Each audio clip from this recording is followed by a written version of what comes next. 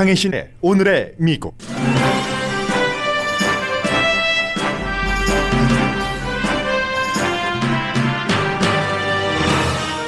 미국인의 현실에 대한 만족도는 소속당에 따라 차이가 있지만 전반적으로 1월에 비해 2월에 2배가 높아졌습니다.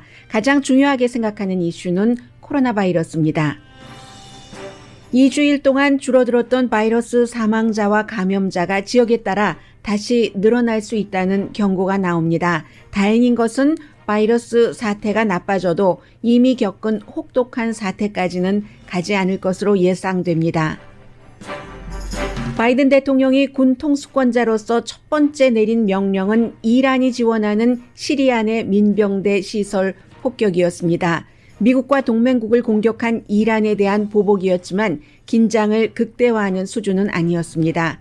이란과 핵 협상을 하면서도 군사력을 동원할 수 있다는 걸 보여준 군사 메시지입니다. 바이든 대통령은 사우디아라비아 왕자가 아닌 왕과 미국 대통령으로서 첫 번째 통화를 했습니다. 통화를 한 뒤 왕의 아들인 사우디 왕자의 범행으로 확인된 자말 카쇼기 살해 사건 보고서를 공개했습니다. 오늘은 러시아의 크림반도 점령 7년이 되는 날로 러시아의 바이든 대통령은 경고를 하고 우크라이나에는 동맹 강화를 약속했습니다. 오늘 연방 하원은 최저임금 인상안을 뺀 경기부양책을 통과시킬 예정입니다. 연방 상원에서 예산안에 최저임금 인상안을 넣는 게 부적절하다고 규정했기 때문입니다. 성소수자의 권리를 보호하는 평등 법안이 연방 하원에서 통과됐습니다. 3명의 공화당 의원들이 민주당과 함께 이 안에 찬성했습니다. 코스코가 다음 주부터 시간당 최저임금을 $16로 올립니다. 미국이 올림픽 체조에서 금메달을 딴 2012년 미국 국가대표 선수 코치가 미성년자 성폭행 등 혐의가 확정되자 자살했습니다. 러시아 외교관 가족이 북한에서 러시아까지 32시간 동안 손수레를 타고 갔습니다. 아니, 손수레를 타고 갈 수밖에 없었습니다. 여러분 안녕하십니까? 오늘의 미국 강혜신입니다. 이제 의회에서는 곧 그 코로나 바이러스 경기부양책 투표가 시작이 되고요. 하원이니까 당연히 그 과반수로 될 수 있도록 이것을 만들어 놨기 때문에 통과가 되겠죠. 그리고 이제 곧 그 바이든 대통령과 대통령의 부인 퍼스트 레이디 질 바이든 여사가 텍사스에 도착을 합니다. 텍사스의 폭설, 한파, 정전, 단수 등에 따른 그 연방정부의 지원을 약속하고 사람들을 좀 보듬기 위해서 갔고요. 간 김에 이제 그 바이러스와 관련된 그런 시설도 방문을 할 것 같습니다. 저는 오늘 여러분들께 두 가지 중에서 어느 걸 먼저 전해드려야 되는가? 미국 사람들이 최근에 그 미국에서 살고 있는 이 현실 상태에 대한 만족도가 차이가 나는 것, 달라진 것, 이걸 생각할까 하다가 오늘만한 기회도 없습니다. 바이든 46대 미국 대통령의 외교 정책이 이런 거구나. 그리고 그 사람이 공약을 했었던 것, 이런 것을 특별한 그 돌출 행위 없이 그대로 집행을 하는구나.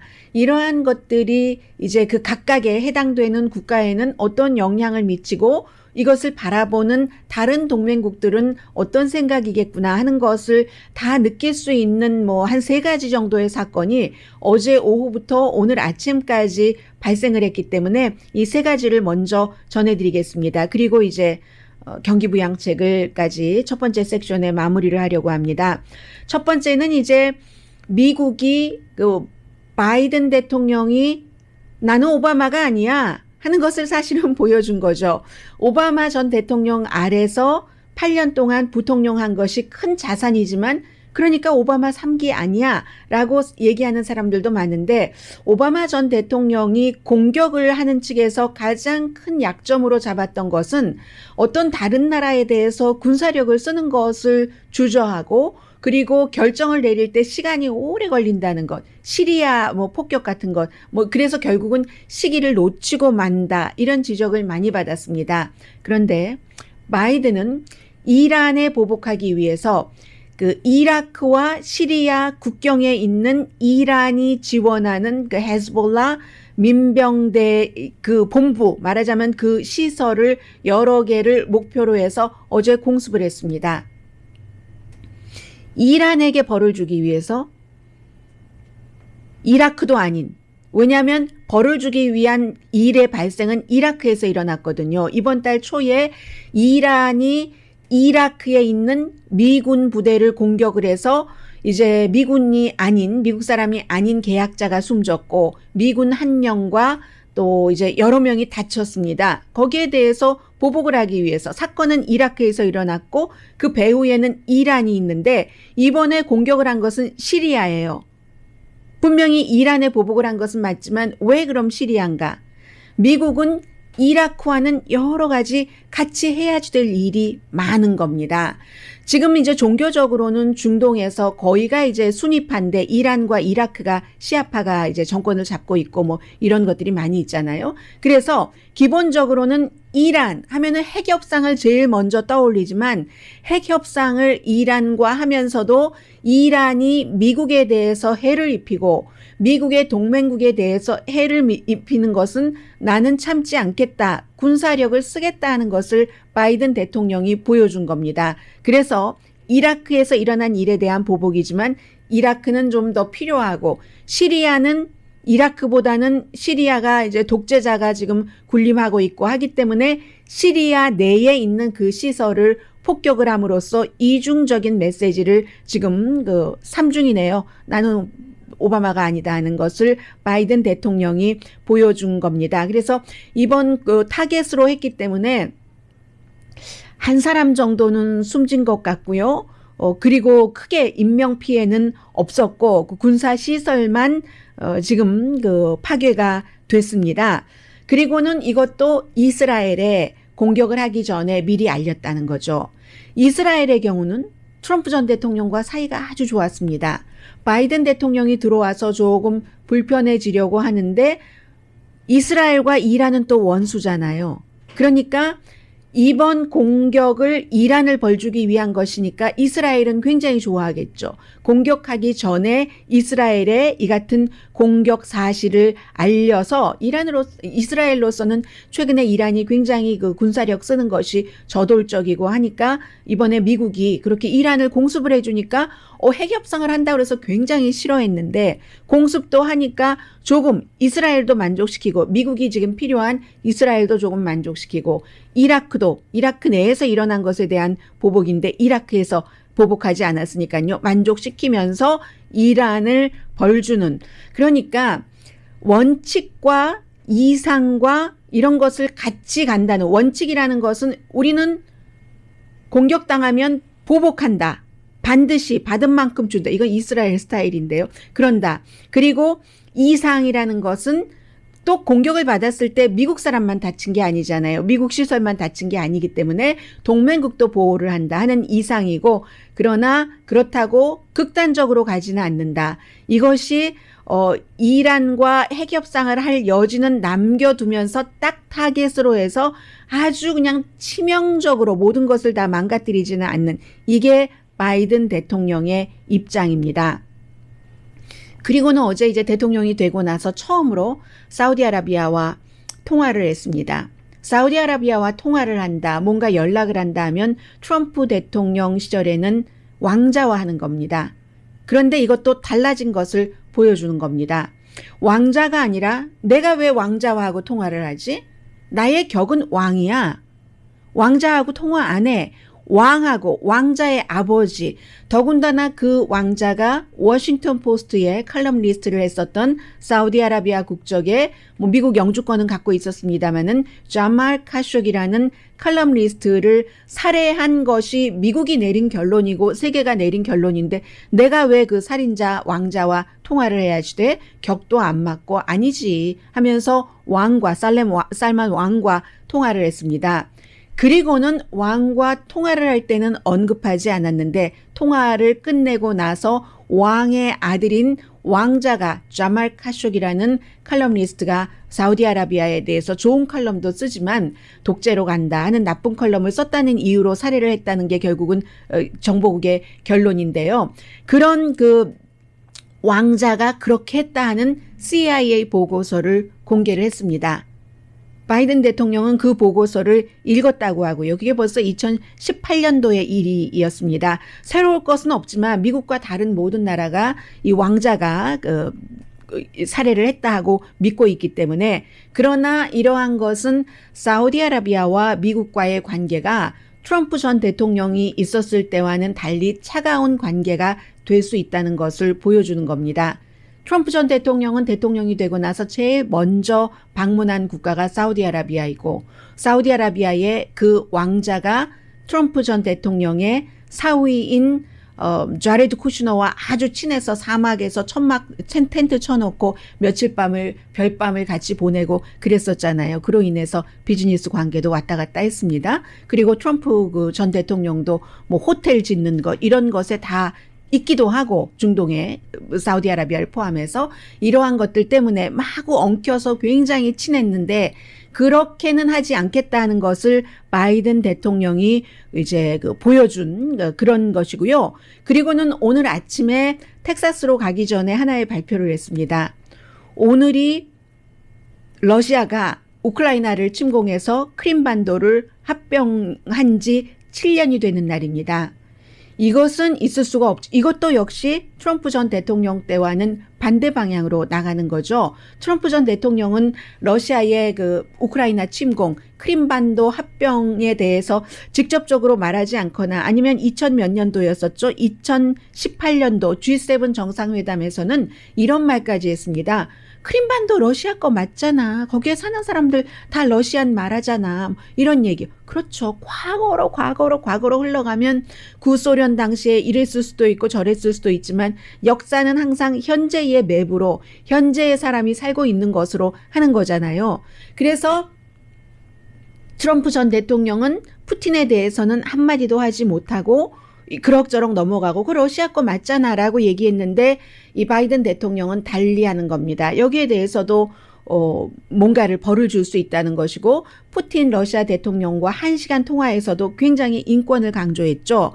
이번에 사우디아라비아의 살만 왕과도 마찬가지로 인권을 강조를 하고 법치와 인권을 강조를 했습니다. 이게 트럼프 전 대통령과는 다른 바이든 현 대통령의 외교적인 입장이고, 사실은 미국이 늘 이 정도로 해왔던 입장입니다. 미국이 대통령이 바뀌면, 당이, 통치하는 당이 바뀌면 국내 이슈는 많은 것이 달라집니다. 뭐 예를 들면 오늘 있을 무슨 경기부양책이라든가 최저임금이라든가 사회적으로 여러 이슈가 달라지지만 외교 정책은 크게 변하지 않거든요. 그런데 트럼프 전 대통령 당시에는 굉장히 외교 정책이 많이 바뀌어서 뭐 터키라든가 사우디아라비아라든가 러시아라든가 이런 나라와 가깝고, 거의 모든 독재자들이 트럼프 전 대통령을 좋아했고, 트럼프 전 대통령도 김정은 국방위원장을 포함해서 모든 독재자들에게 굉장히 호감을 갖고 잘 대했습니다. 이것이 지금까지 그래오지 않았던 게 그랬던 것이고, 바이든 대통령이 들어와서 다시 예전의 트랙으로 이 미국이 올라탄 것, 그것만이 뭐 다르다, 이 정도로 보시면 될 것 같고요. 그리고 이제 오늘 가장 중요했었던 것 가운데 하나가, 어제 이제 여러 가지 절차가 있습니다만 경기부양책이 하원에서 아직 통과되지 않았어요.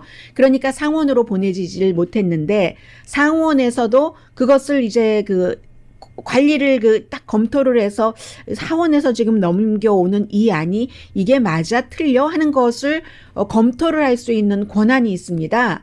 그 상원에 검토를 하는 그 권한의 그 의원이 이건 아니다, 지금 이제 경기부양책이 60표가 아니고 과반수로 통과될 수 있도록 하기 위해서 예산안에 뭉뚱그려서 하는데, 아니 근데 예산안에 무슨 최저임금 인상안 15달러 연방 최저임금 인상안 이게 포함되어야지 돼, 이건 부적절해 하고 상원의 권한으로 그걸 뺄 수가 있습니다. 빼게 되니까 어차피 민주당에서는 각오했었던 일입니다. 며칠 전에 여러분들께 말씀을 드렸어요. 이 최저임금 인상안은 빠질 수도 있다. 민주당에서도 50표를 다 받아야 카멜라 해리스 해서 51표로 상원에서 통과시킬 수 있는데 애리조나와 웨스트버지니아의 상원 의원들이 각각 이 최저임금 인상안을 전혀 넣으면 안 된다라고 하거나 11달러로 해야 된다고 하거나 그렇기 때문에 이 두 의원들의 그 표까지 받아야지 되니까 그렇잖아도 애매모호하고 했는데 상원에서 안 된다 하니까 하원에서는 그 안을 최저임금 인상안은 아예 빼버렸습니다. 빼고 오늘 이제 투표를 해서 올라갈 것 같고요. 그렇게 되는 경우에 3월 중순에 아마 통과될 가능성이 있고요. 1,400달러 한 번 페이먼트와 그리고 실업수당 8월 말까지 하는 것이 포함되어 있습니다. 뭐 상원에 여러 그 민주당의 척 슈머 원내대표라든가 실망했다고 하고 바이든 대통령도 실망했다고는 하지만 바이든 대통령은 그러나 의회의 절차를 존중하겠다라고 얘기하면서 따로 이 최저임금 인상안을 마련을 하겠다라고 얘기하는데 그게 쉽겠어요. 지금 최저임금 인상안에 대해서는 버니 샌더스 연방 그 상원 의원이 가장 그 목소리를 높였는데 어제도 그러더군요. 아니 기업에 주는 그렇게 이윤이 많은 기업에 주는 세금 감면은 크게 하면서 사람들이 일을 하고 먹을 빵이 없는데 최저임금을 시간당 15달러까지도 못 올려라고 하면서 본인이 새로운 안을 낸다고 했지만 이것도 60명이 필요하니까 쉽지 않을 것 같고요. 좀 당분간 최저임금을 그 15달러로 하는 것은 그다지 쉬워 보이지는 않습니다. 밀 럼니 의원 같은 경우도 10달러 2025년까지 그렇게 해야지 된다. 지금의 7달러 25센트에서 이렇게 얘기를 하고요. 또 하나는 이 정권이 바뀌면서 가장 중요했었던 것 가운데 하나가 어제 통과된 법안입니다. 그냥 무슨 법안이 통과됐습니다. 이러면 하나도 재미도 없고 의미도 없는 것 같은데 어제 통과된 이 법안은 하원에서의 이 법안은 굉장히 그 역사성이 있는 법안이거든요. 그래서 외국에서도 봅니다. 어떤 법안이냐면 성소수자의 권리를 보호하는 건데 그 권리라는 게 어떠한 것이냐면 어떤 사람은 집을 사고 팔 때도 있잖아요. 또 사람을 고용할 때도 있고 이런 때 성소수자, 성전환자까지를 차별하지 말아라 하는 것인데 하원에서 어제 이 안을 1964년도에 그 유명한 민권법을 확대를 하는 겁니다. 그 당시에는 성소수권자, 성소수자, 성전환자들이 있었겠어요. 거의 없거나 드러나지 않았거나 했기 때문에 못 넣었는데 거기에 다 포함을 시켜서 공공장소에서도 이 연방법에 따라서 성소수자를 차별할 수 없도록 하는 것. 2019년도에 하원에서 통과가 됐었습니다. 그런데 당시에는 상원이 공화당이 그 주도를 하고 있었기 때문에 아예 심의조차 하지 않았죠. 이번에는 달라졌죠. 그래도 조금 그 어렵기는 합니다. 이것도 역시 50표가 필요한 것이 아니라 60표가 필요하기 때문에 민주당이 다 찬성을 해도 공화당 의원이 3명이 찬성을 해야지 되는데 어제 공화당 의원 3명이 하원에서 224대 206인데 3명이 뉴욕 구 출신의 의원이 2명이고 펜실베니아 지역구인 의원이 1명이거든요. 도시 출신의 의원이잖아요. 공화당이라도. 그러니까 사회적으로 굉장히 좀 진보적인 거죠. 그리고 이 상원으로 이 안이 넘어가면은 중요한 사람이 밀 럼니 공화당의 그 연방 상원 의원은 이 안은 반대할 것이라고 얘기를 했습니다. 밀 럼니 의원이 종교가 몰몬이기 때문에 종교적인 신념에 따라서 나는 반대한다라고 얘기를 했는데 어제도 반대하는 공화당의 하원 의원들은 종교적인 이유를 제일 많이 들었고요. 그리고 두 번째는 이것은 소녀에 대한 차별이다. 왜냐하면 성전환을 한 그 소녀로 불리기를 원하는 원래의 소년이었던 뉴 소녀가 스포츠팀 같은 데서 리얼 소녀와 생물학적으로 소녀로 태어난 소녀와 같이 겨루면 이거는 생물학적으로 소녀로 태어난 소녀가 손해보는 거지. 이런 주장을 했고요. 그리고 한 가지는 이제 의회에서도 성소수자, 성전환자에 대해서 많은 것을 보호해야지 된다는 법안이 자꾸 나오는 것은 의회 의원들 가운데서도 자신들의 아들이 성소수자인 딸이 또 성소수자인 경우가 점점 늘어나기 때문입니다. 이 법안이 통과된 뒤에 일리노이주의 그 지역구인 그 마린 뉴먼 의원이 사무실 밖에 이제 성소수자의 그를 상징하는 길을 막 껴안고 너무 감격해 했습니다. 왜냐하면 자녀가 딸인 것으로 알고 있는데 자녀가 성소수자거든요. 그랬더니 그걸 보고 옆에 사무실에 있는 이 의원은 정말 유명해졌어요. 초선 의원인데 마조리 테일러 그린 조지아가 지역구인 공화당 초선 연방 하원 의원이 나와서 딱 뭔가를 써붙였대요. 이 세상에는 두 개의 성밖에 없다. 남자와 여자, 과학을 믿어라를 딱 걸어놨답니다. 그런데 이제 이 의원은 자신의 그 딸인가 아들인가를 생각하면서 이제 이러한 법안이 통과되길 바라고 그 길을 껴안는 게 아이를 껴안는 거잖아요. 너도 이제 차별받지 않아도 덜 차별받을 수 있게 됐어. 어제보다 뭐 이런 형태로 거기에 대한 반응을 딱 그렇게 써붙이니까 민주당뿐만이 아니라 공화당 의원들도 저건 마조리 테일러 그린 의원이 너무했다라는 얘기도 나왔습니다. 이 정도까지는 됩니다. 그러나 아직도 굉장히 많은 숫자의 그 보수라고 본인을 얘기하시는 분들이 이 뭐 동성애자라든가 이런 문제에 대해서는 굉장히 절대로 용납할 수 없다라고 얘기들을 하시죠. 대부분은 종교적인 이유로.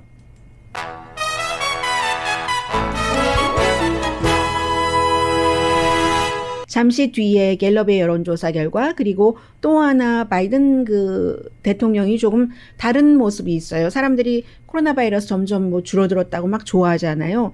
아닙니다. 그래서는 안 돼요. 뭐 이렇게 얘기를 하고 있거든요. 그리고 역시 이번 주에는 트럼프 전 대통령이 굉장히 주목을 받는 주입니다. 그에 따라서 미치 매커넬이라든가 테드 크루즈 상원 의원 이런 사람들의 발언도 아주 예민하게 사람들이 지켜보고 있죠. 잠시 뒤에 전합니다. 라디오 서울 방송 오늘의 미국 듣고 계십니다. 갤럽의 여론조사 결과가 가장 좀 평이하죠.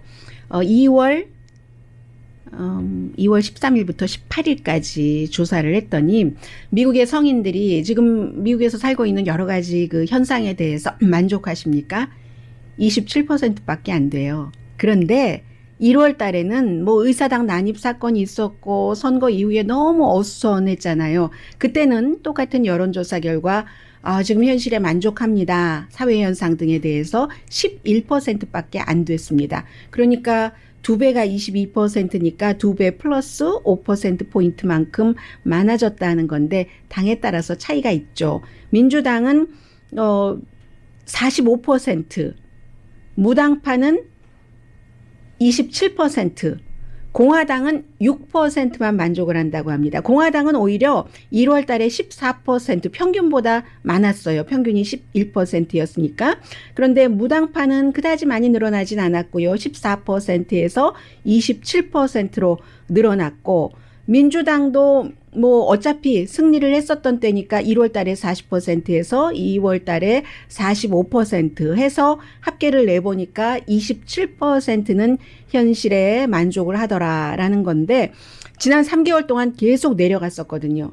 11월 달 선거 즈음에서는 미국 사람들이 한 28% 대선 당시에 28% 현실에 만족합니다라고 얘기를 했는데 28%가 12월 달, 1월 달, 11월 달 그 선거 직후부터 너무 많이 내려갔었어요. 너무 어수선하니까. 뭐 부정선거다 뭐다 음모론에.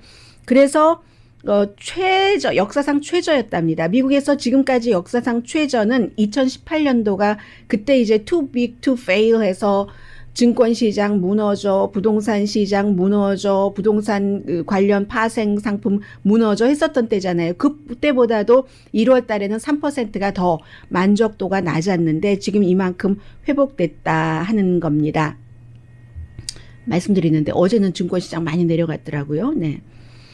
그리고 가장 사람들이 중요하게 생각했었던 것은 코로나 바이러스에 관해서 정말 중요하다. 이게 처음에는 못 모르고 이렇게 가다가 중간에는 또 못 모르고 두려워하다가 이제는 대강 이렇게 되겠구나 하고 알면서도 알기 때문에 두려워하는 그 신중한 두려움 같은 것 있잖아요. 그게 지금 미국 사람들의 심리 상태인 것 같습니다. 어제 그 바이든 대통령은 그 본인이 그 약속을 했었던 것에 대해서 어떤 그 이벤트를 했는데 취임하고 첫 번 그 100일 때까지 그 천만 도스였죠? 천만 도스? 아니죠. 1억 도스를 하겠다 했는데 어제가 5천만 도스 접종 그 받은 그 횟수가 그렇게 됐잖아요. 그러면 어제가 37일째인데 25일에 그 취임식을 했으니까 그런데 취임식이 20일이었던가요? 20일이었죠. 네, 그러니까 37일이 되죠. 그러니까 5천만을 했으니까는 그게 반을 50일 전에 했으니까 말하자면 무슨 집단 어떤 형태로 말하자면 초과 달성을 한 거예요. 초과 달성을 하면 막 좋아하고 이럴 것 같은데 그렇게 얘기하지 않았습니다. 절대로 지금은 릴렉스할 타임이 아니다. 다시 올라갈 수 있다. 지금 오늘 아침에 질병통제국에서는 뭐 로스앤젤레스나 오렌지 카운티나 2주일 동안에 많이 내려갔다 하지만 여기서 이제 멈출 수 있다는 겁니다. 그리고 더 올라갈 수도 있다는 거예요. 변이 바이러스가 있기 때문에. 그렇기 때문에 절대로 릴렉스할 타임이 아니다. 지금 두 가지를 중요하게 봐야지 되는데 하나는 백신 공급이 좋아지잖아요. 더군다나 이제 그 존슨앤존슨은 한 번만 맞아도 어느 만큼은 커버가 된다고 하고 더군다나 또 존슨앤존슨은 그 파이저 그 바이오엔텍이라든가 아니면 그 모더나와는 달리 변이 바이러스 이후에 지금 나오고 이런 것이기 때문에 조금 더 이 세 가지를 잘 활용을 하면은 더 좋을 수 있어서 백신에 관한 굿뉴스가 있는데 그에 비해서 변이 바이러스가 지금 캘리포니아는 캘리포니아 나름대로 뉴욕은 뉴욕대로 많이 퍼지고 있으니까 이 두 가지를 굿뉴스와 배드뉴스를 같이 봐야지 될 때고요. 세계적으로 다 마찬가지입니다. 그렇기 때문에 바이든 대통령의 그 얘기는 주의를 계속 해야지 된다. 손 씻는 거 최근에 말씀 많이 안 드렸어요. 마스크 쓰고 거리 두기는 많이 말씀드렸는데 어제 그 대통령이 손 씻기부터 얘기를 하더군요. 그래서 정부와 굿뉴스는 정부와 개인이 잘 대처를 하면은 전과 같이 정신없이 이거 정말 나도 죽는 거 아니야? 이러다가 이런 상태는 그 상태까지는 가지 않을 것이다 하는 것이 전문가들이 생각하고 있는 겁니다. 올 불확실하긴 하지만 올 그 초여름까지만 잘 참으면 7월 말까지 어느 정도 사람들이 그 백신 접종을 받고 되기 때문에 그 다음부터는 좀 플랫해지지 않을까. 영원히 뭐 바이러스가 완전히 다 사라지지는 않고 말씀드렸잖아요. 얼마 전에 그 애틀란틱의 그 예상을 토대로 해서 1년 뒤 이때쯤이면 이제 코로나 바이러스 이전으로 거의 돌아갈 수 있을 것 같다라고 얘기를 했는데 이것도 이거 백신이 사실은 라티노라든가 이렇게 여러 사람들이 같이 사는 그런 그 인종에 더 많이 접종이 돼야지 되는데 현재요. 라티노의 바이러스 접종률 4.6%, 흑인계 5.7%, 그에 비해서 백인 11.3%, 두 배도 넘어요. 잘하면은 뭐 3배 가까이 되네요. 라티노에 비해서는. 아시안계도 많습니다. 10.5%. 아시안계는 꼭 뭐 집코드 이런 것이라기보다도 백신을 맞으려고 더 적극적으로 하는 사람들이 더 많은 것 같아요. 백인보다는. 그래서 이것도 조금 잘 돼야지 되는데 잘 되게 하려고 최선을 다한다고 하니까 그렇게 되고요. 그 다음에는 이제 두 사람의 말이 주목되는데 더 중요한 사람은 세 번째 사람인데 첫 번째는 미치 매코넬 공화당 상원 원내대표가 어제 그 팍스 뉴스와 인터뷰에서 뭐 셔네니티 이런 사람 아니에요. 팍스에서 저널리스트 출신과 인터뷰를 하면서 만약에 원래 이 말을 좀 안 하려고 했어요. 안 하려고 피하다가 단도직입적으로 앵커가 물어보니까 why not? 이 그 트럼프 전 대통령이 2024년도에 공화당의 대선 후보로 결정되면 당연히 나는 그를 지지한다라고 얘기를 했고 그 전에 이미 밀 럼니 공화당 상원 그 의원은 2024년도에 트럼프 그 전 대통령이 정말로 그 원하고 이 길이 뚫린다면은 아주 쉽게 공화당의 이 대선 후보가 될 것이다. 나는 전에도 그에게 투표하지 않았지만 앞으로도 안 할 것이다. 이런 얘기가 있었고요. 그리고 테드 크루즈도 오늘 얘기를 하더군요. 트럼프 전 대통령 아무데도 안 간다. 그러니까 정치계에 발을 들여놓고 있는다는 얘기예요. 아무데도 안 간다. 굉장히 지지하는 것처럼 또 실제로 지지하는 모습을 보여주고 세 사람이 입장이 다 다른 거예요. 공통점은 공화당의 상원 의원이라는 것이지만 미치 매코넬 공화당 상원 원내대표는 자신이 공화당 상원 원내대표로서 유권자도 생각해야 되고 공화당 내부에서 트럼프 그 전 대통령에게 매달려 있는 의원들도 생각을 해야지 되고 본인의 본심 같은 것, 본심은 트럼프 전 대통령이 의사당 사건에 책임이 있다고 생각하는 거잖아요. 책임이 있는데도 불구하고 다시 후보가 되면 지지하겠다. 이건 유권자들을 생각하는데 유권자들을 왜 생각하겠어요? 공화당의 상원 원내대표니까 다수당 자리를 다시 가지고 오기 위해서 그런 입장에서 그런 애매한 말을 왔다 갔다 하면서 하는 것이고 밋 롬니 의원은 초지일관인 것이고 트럼프 전 대통령에 반대하고 그가 사라져야지 된다고 생각하는 그리고 테드 크루즈 의원 같은 경우는 트럼프 전 대통령 아무데도 안 간다. 아무데도 가지 말라는 얘기 아니에요. 본인이 후보가 돼서 대통령 야망을 이룰 때까지만 나에게 득이 되도록 그쪽으로 끌어당기는 거잖아요. 다 입장이 다릅니다. 트럼프 전 대통령 입장 다르죠. 트럼프 전 대통령은 일요일에 지금 공화당의 보수 행동위원회 지금 CPAC 이벤트에서 연설을 하는데 모든 게 다 트럼프예요. All about 트럼프입니다. 지금 그 CPAC이 트럼프 전 대통령은요. 공화당 상관없습니다. 다른 CPAC, 다른 정치행동위원회를 만들기를 원한답니다. 오늘 그 폴리티코가 여러 명의 트럼프 전 대통령과 어제 마알라고에서 만난 사람들의 말을 인용을 해서 직접 본인이 이름도 대면서 트럼프와 함께 일을 했었던 사람인데 얘기를 했습니다. 그것을 구상을 하고 있는데 새로운 슈퍼팩, 뉴 슈퍼팩입니다. 지금 하나 가지고 있잖아요. 지금 갖고 있는 것이 세이브 아메리카죠. 그런데 이 세이브 아메리카는 리더십 슈퍼팩이라고 해서 리더십 슈퍼팩이라는 이 단체는 개인이 헌금을 할 때 제한이 있어요. 그런데 일반 슈퍼팩은 제한이 없습니다. 그래서 돈이잖아요, 돈도 많이 모아야 되잖아요. 이 리더십 슈퍼팩 세이브 아메리카에서 트럼프 전 대통령 부정선거다 하는 사이에 몇 개월 동안 3,500만 달러를 거뒀는데 이게 한계가 있으니까 전혀 이런 한계 없는 공화당이 지금 하고 있는 것은 하고 있는 것이고 새로운 슈퍼팩을 만들어서 그 자리에 선거 캠페인을 할 때 캠페인 열심히 하다가 나중에 해고했잖아요. 해고당한 그 코리, 그 랜도스키 저널리스트를 때리고 막 이랬었잖아요. 브레이트바트 기자를 때리고 해서 나중에 해고되고 했는데 그 사람을 그 자리에 또 놓기를 원한답니다. 어제 아들 또 캠페인 매니저, 소셜 미디어 담당자, 제이슨 밀러 같은 이런 사람들이랑 같이 트럼프가 얘기하기를 내 팬이 좋아할 거야. 근데 어쨌든 목적은 돈이에요. 돈. 그래서 분명한 것은 2022년도 내년 선거에는 본인이 어떤 역할을 하기를 원하고 그 역할이라는 것이 공화당에 보복하는 거예요. 자신에게 탄핵 찬성표를 던진 사람들을 떨어뜨리기 위해서. 그러니까 공화당이 분열되잖아요. 공화당이 분열되면 누가 좋아해요? 민주당이 좋아하죠. 민주당은 지금 두 가지에서 좋은 점을 갖고 있는 거죠. 공화당의 분열로 거기서 에너지와 돈이 분산되니까 좋은 것이고 또 하나는 이제 트럼프 전 대통령 가만히 두고 보는 것도 여러 가지 소송이 너무 많이 걸려 있고 이미 이 8년 동안의 그 세금 기록이 1년 반 동안을 주세요 하고 여러 경로로 요청을 하고 압박하고 있었던 뉴욕의 검사에게 들어갔기 때문에 거기서 무엇이 나오느냐에 따라서 트럼프 전 대통령의 픽서 개인 변호사인였던 그 코엔 변호사는 트럼프 전 대통령이 감옥에 갈 것이다라고 확실하게 얘기하잖아요. 감옥에 갈 것이라고 얘기하는 사람들이 많습니다. 그러나 저는 그렇게 말씀드릴 수가 없죠.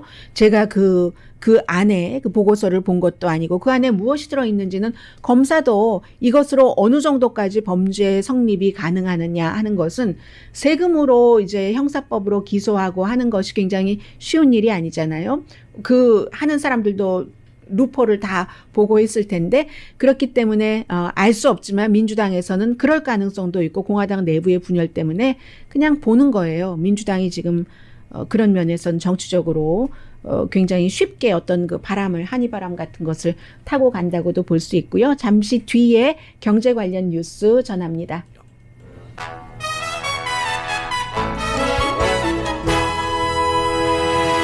라디오 서울 방송 오늘의 미국 듣고 계십니다. 네, 다음 주부터 그 코스코에서는 최저임금이 시간당 16달러로 올라갑니다. 지금까지 15달러였어요. 그리고 15달러 전에는 14달러였고 최근에 몇 년 사이에 이렇게 하고 있는데 코스코가 월마트 다음으로 직원이 많잖아요. 그리고 90%가 시간당 임금을 받는 그런 그 직원입니다. 연방정부의 그 최저임금은 7달러 25센트는 2009년부터 한 번도 오르지 않았습니다. 그런데 코스코의 CEO가 인터뷰를 하는데요. 이거 이타주의가 아니다. 우리가 꼭 직원들만을 생각해서 그런 게 아니야. 직원들이 뭐 봉급으로나 헬스케어로나 이게 대접을 잘 받아야지 우리 비즈니스가 잘 되고 경쟁력이 생기는 거야. 맞는 말이죠.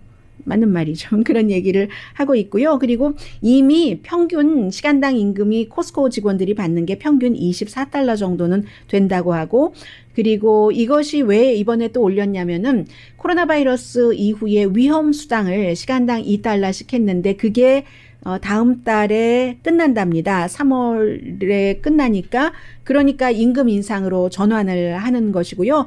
이렇게 될 때는 항상 다른 경쟁사에 압박이 되는 거죠. 타겟이라든가 베스트바이는 지난해 15달러로 인상을 했는데 월마트가 좀 그래요. 11달러예요. 아직까지. 곧 13달러로, 그것도 직원 전 직원이 아니라 4분의 1만 13달러로 올린다고 했고, 아마존은 그 2018년부터 15달러로 하고 있습니다.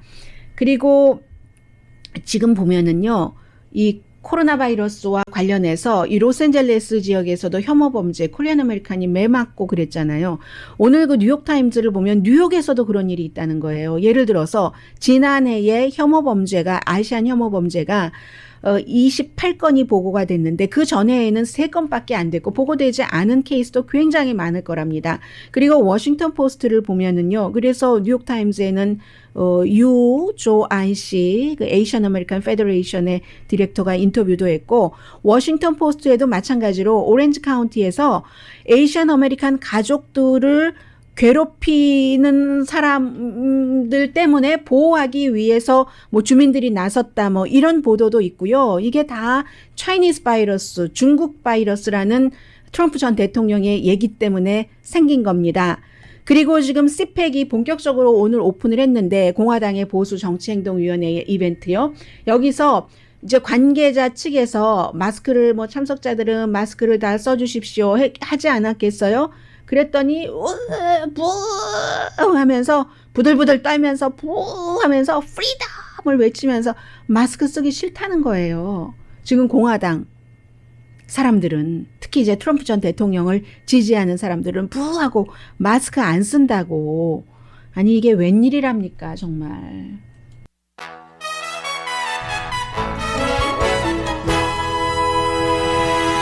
라디오 서울 방송 오늘의 미국 듣고 계십니다. 미국 민주주의인 것 맞습니다. 어제 그 바이든 대통령이 시리아 공습을 명령을 하고 공습이 이제 시행되고 그랬던 이 사건에 대해서 민주당 의원들 가운데서 상당수가 아니 의회에 승인도 없이 군사력을 썼단 말이야 하고 이거 설명해 하고 지금 말하자면 항의를 하고 있습니다. 그리고 오늘 금요일인데요. 인생은 또 끝이 굉장히 중요하잖아요. 한 의사는 지금 그 혐의로 어린 아이들을 그 성폭행하고 강간하고 뭐 이런 혐의로 100년 이상 형을 언도받고 복역 중입니다. 레리 나사라고 뭐 미시건주의 또 미국 올림픽 체조 선수 팀의 의사였었던 사람, 굉장히 빅뉴스였죠. 그런데 이 사람하고 그 당시에 2012년도에 미국 체조팀이 올림픽 금메달을 받을 때, 물론 여자 체조팀이요, 금메달을 받을 때 코치였었던 63살밖에 되지 않았습니다. 존 게더트. 이 사람이 어제 이제 미시건주에서 20몇 개 혐의로 뭐 여러 가지 다 그렇고 그런 혐의예요. 혐의로 확정되니까 내가 직접 그 출두를 하겠다 경찰서에라고 얘기를 했는데 출두를 안 했어요. 그리고 나서 집에 가보니까 권총으로 자살을 했습니다. 원래 두 사람이 친했어요. 두 사람이 친하고 이 코치는 올림픽 국가대표 선수 코치로서 금메달까지 받았으니까 체조 선수를 희망하는 많은 소녀들과 어머니들이 안심하고 맡겼겠죠. 그리고 그 사람이 미시건주에 짐을 갖고 있었어요. 그 짐에서 이 의사도 들락날락하면서 짐이 그런 장소가 됐다는 것이고, 그래서 검사팀은 지금도 그로 인해서 고통을 받는 사람들이 너무 많다라고 얘기를 하고, 이 사람은 그동안 수사를 받을 때 뭐 경찰에 거짓 진술한 것도 있고 해서 그런 부분 전부 뭐 인신매매 뭐 등등 해서 20몇 가지의 혐의에 대해서 결국은 최종적으로는 그 본인이 스스로 그 목숨을 끊는 그런 선택을 했습니다. 오늘 미국과 세계 언론이 많이 보도하고 있는데요. 이거 비디오도 있고, 안 꺼내놨나요? 제가 비디오도 있고, 그리고 신문으로도 많이 보도가 됐는데, 코로나 바이러스 사태 이후에 러시아 외교관이 이제 그 임기가 다 끝나고 갈 때는 뭐 축하 파티도 전에는 해주고 하는데, 가족이 8명인데요. 여행도 금지시키고 북한이 뭐 가는 사람 나가는 사람 들어오는 사람 너무너무 관리를 철저히 하니까 손수레를 타고 뭐 예를 들어 기찻길 옆 거기를 손수레를 타고 손으로 가족들이 밀어가면서 32시간을 간 거예요. 버스로 가면 블라디보스톡 거기까지 2시간이면 가는데 손수레를 32시간 하는데, 제가 비디오를 봤는데 가족들이요 막 슬퍼하면서 힘들어 이게 뭐야 하는 게 아니라 야호 막 이런 식으로 힘들긴 힘들겠죠. 어린아이들이 3명이나 있는데 여행 가방도 다 그 수레 속에 있고, 그런 게 정말 해외 토픽이 되는 거죠. 강혜신이었습니다.